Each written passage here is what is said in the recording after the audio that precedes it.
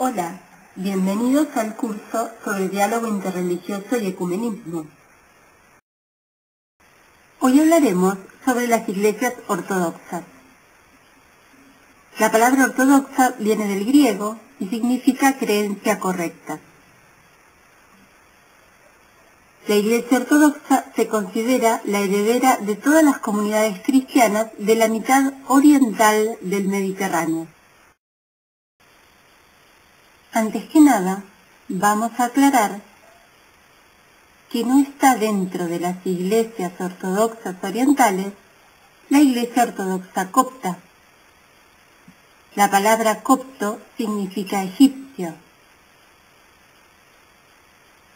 Esta iglesia fue una de las que se separaron del cristianismo por causa del Concilio de Calcedonia del año 451, como resultado de un cisma.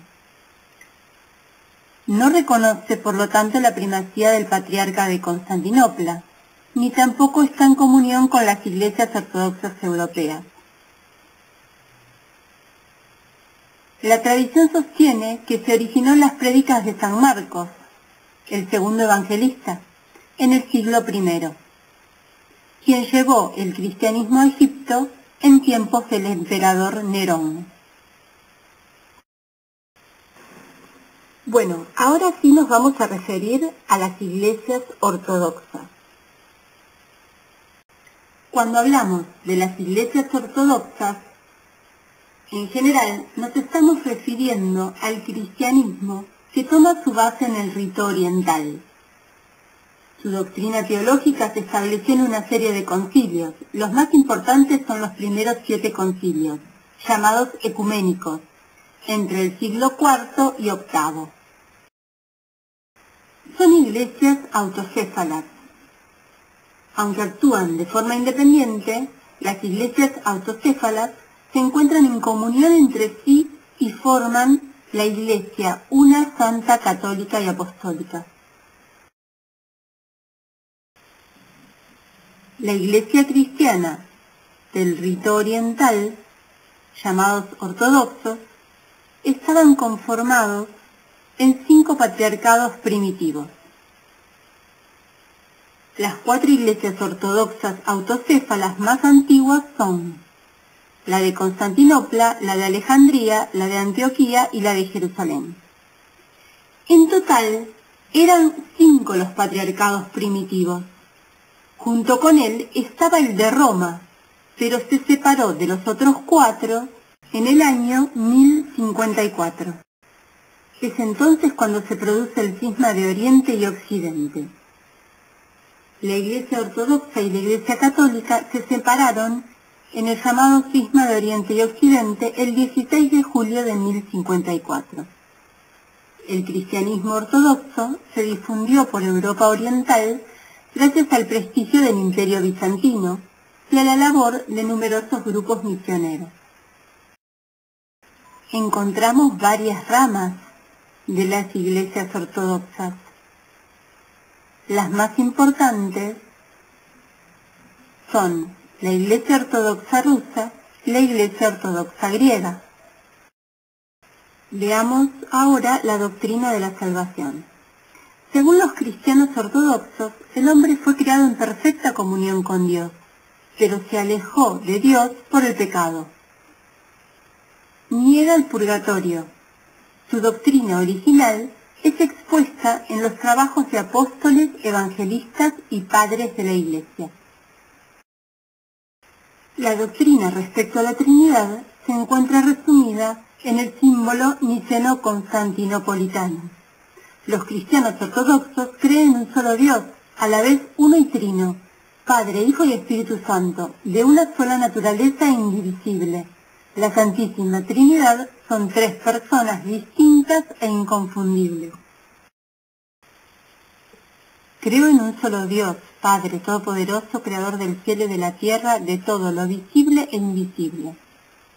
Y en un solo Señor, Jesucristo, Hijo unigénito de Dios, nacido del Padre antes de todos los siglos, luz de luz, Dios verdadero de Dios verdadero, nacido, no creado, consubstancial al Padre, por quien todo fue hecho, quien por nosotros los hombres y para nuestra salvación descendió de los cielos y se encarnó del Espíritu Santo y de María Virgen y se hizo hombre.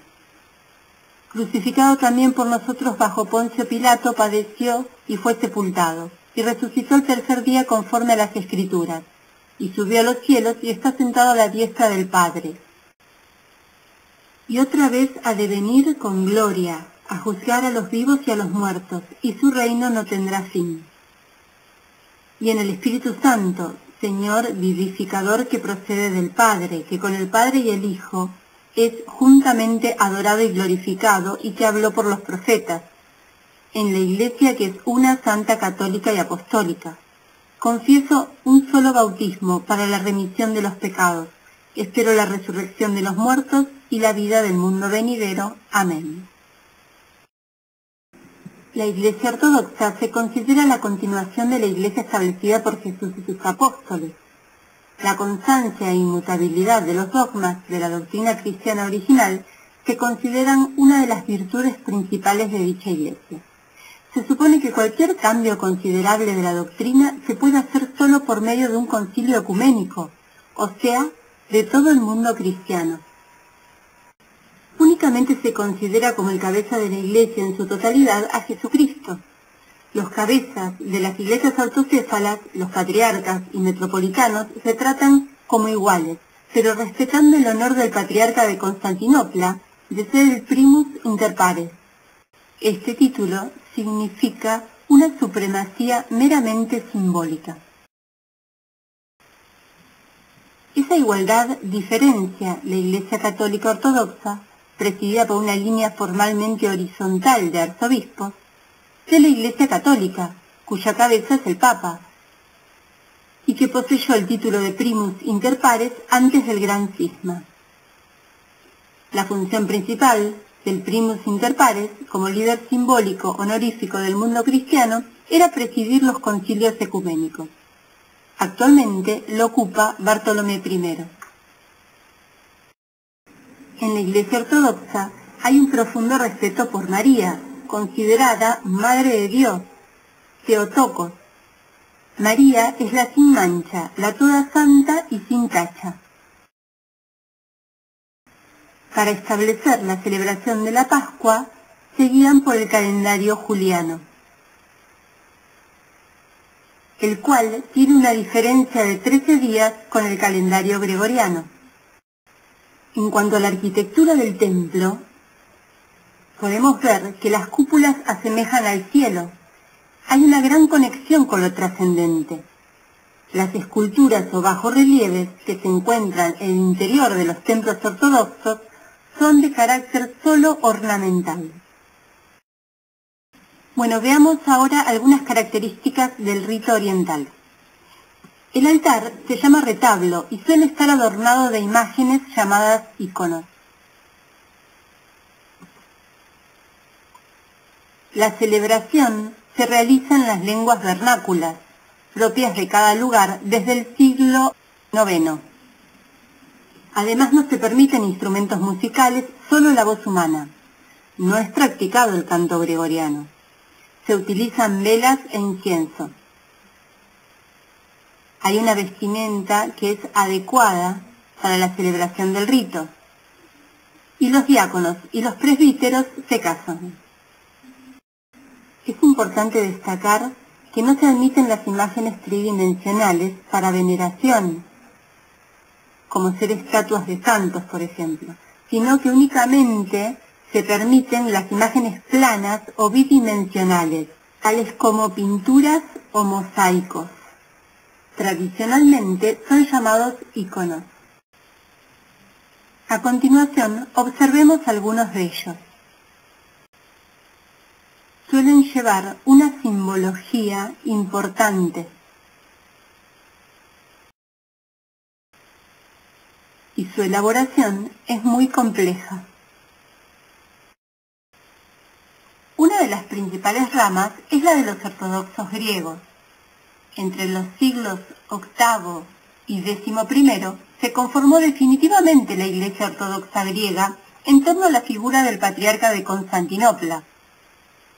Los otros patriarcados orientales, reconocidos en el Concilio de Calcedonia del año 451, Alejandría, Antioquía y Jerusalén, habían perdido importancia al ser sometidos sus territorios en el dominio islámico, y las relaciones con Roma eran lejanas, aunque todavía frecuentes, al estar situada la ciudad, desde el punto de vista bizantino, en la periferia del mundo civilizado. Otra importante rama son los ortodoxos rusos. El cristianismo llegó desde el siglo I, siendo San Andrés el primer evangelizador del país. Recorrió la región situada al norte del Mar Negro, llegando hasta el río Dnieper, lugar donde se encuentra la ciudad de Kiev, la actual capital de Ucrania. La Iglesia Ortodoxa rusa en sus inicios era dependiente del Patriarcado Ecuménico de Constantinopla. Durante el siglo XVII tuvo lugar un acontecimiento trascendental para la historia y cultura de Rusia, un cisma en la Iglesia Ortodoxa rusa.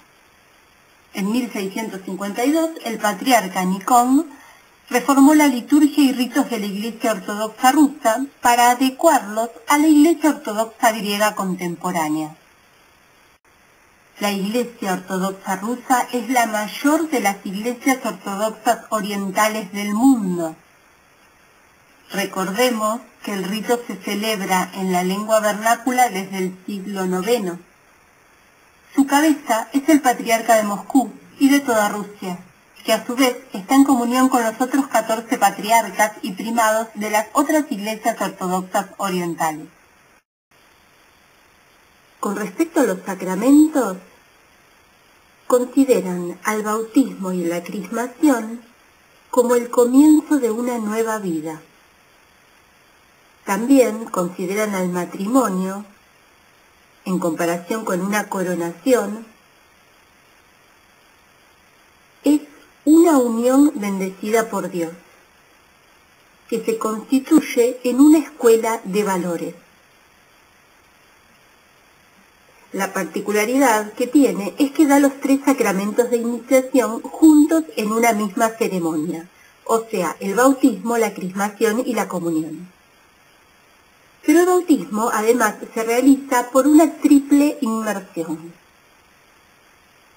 Mientras que la Iglesia Ortodoxa usa el pan con levadura en la Eucaristía, la Iglesia Romana usa el pan ácimo. Nos referiremos ahora a la espiritualidad ortodoxa. La misma conoce una gran riqueza de formas. El monacato permanece como la forma más clásica, pero en el Oriente no comprende una multiplicidad de diferentes órdenes, puesto que el concepto mismo de la vida monástica es la unión con Dios, en la renuncia total a la vida de este mundo. Los monjes toman el hábito, ante todo, para consagrarse a la vida de oración, la obra interior, en un claustro o una ermita. Por eso se podría decir que el monacato oriental es exclusivamente contemplativo. Para los espirituales orientales ortodoxos, la vida contemplativa como la vida activa son 2 vías inseparables. La una no se puede ejercer sin la otra, puesto que la maestría ascética y la escuela de la oración interior reciben el nombre de actividad espiritual. Si bien los monjes realizan a veces trabajos físicos, el propósito del mismo es ascético, para conseguir romper la naturaleza rebelde, también para evitar la ociosidad que es enemiga de la vida espiritual. Para alcanzar la unión con Dios es preciso un esfuerzo continuo. La naturaleza humana debe cambiar, debe ser transfigurada por la gracia, en el camino de la santificación que tiene un alcance no solo espiritual, sino también corporal. El papel de los grandes focos de espiritualidad fue considerable tanto en la vida eclesiástica como en la cultura y la política. Los monasterios del monte Sinaí, de Estudión, cerca de Constantinopla, del monte Athos, Los monasterios de Bulgaria y las grandes abadías de Rusia fueron ciudadelas de la ortodoxia, escuelas de la vida espiritual, cuya influencia religiosa y moral fue de primerísimo orden en la formación cristiana de los pueblos. La Filocalia es un libro que reúne las grandes enseñanzas de los santos padres del cristianismo primitivo. Veamos algunas de sus enseñanzas. Orar es la vocación de todo cristiano. La Filocalia enseña a enamorarse de Dios. Su tema central, presente en Relatos de un peregrino ruso, sostiene que para llegar a una perfecta oración interior es necesario estar incondicionalmente bajo la dirección de un Padre espiritual. La contemplación y la vida activa se deben completar y no excluirse. La Filocalia es una guía, un camino sin errores hacia la contemplación y un modelo excelente eclesial para la vida activa. Ayuda a dominar las pasiones y a crecer en las virtudes. Se insiste mucho en la ausencia de las preocupaciones terrenales. La preocupación tiene que ser Dios, Jesús, las realidades espirituales y el alma. Los enemigos más peligrosos son la distracción del corazón y las preocupaciones. En Relatos de un peregrino ruso, vemos una ascética activa y comprometida, que busca plasmar las enseñanzas de la Filocalia. Así, mediante la vida ascética, que se ejercita en la disciplina justamente, se llega a la oración de Jesús, cuando el intelecto se une a la razón. La oración de Jesús es aquella practicada por bizantinos, monjes y fieles eslavos y consiste en la repetición continua del nombre de Dios. Señor Jesucristo, Hijo de Dios, tened piedad de mí, pecador. La oración está unida a la concentración mental del corazón y a la técnica de la respiración, que se transforma en un método de oración. La meta es esperar en Dios y vivir en su presencia. La oración de Jesús consta de 3 grados. Vocal, se repite continuamente con los labios la oración de Jesús con caridad hacia todos, con humildad. Se reza el rosario monástico, verbizia. La mental, cuando la mente se concentra sobre el contenido de la oración, meditando las palabras que se repiten, sobre el nombre dulcísimo de Jesús y su misericordia, que comunica perdón, paz, caridad y fuerza. Y también como imploración penitencial. En ambos grados mencionados se requiere un gran esfuerzo, atención, perseverancia, porque las distracciones se hacen cada vez más insistentes. Llegamos así al 3er grado, que es la oración del corazón, cuando la mente se une al corazón. La oración fluye sola, en la luz, calor, en lo íntimo y profundo del hombre. Es la anticipación de la vida beatífica. Así, Jesús se encuentra en todo y en todo. Para llegar a este grado se necesita un trabajo mental continuo y ascético, o sea, disciplinado. La práctica de todas las virtudes, particularmente la caridad, la humildad y la pureza del corazón. En Relatos de un peregrino ruso nos insisten sobre la oración continua, tomando frases del Evangelio,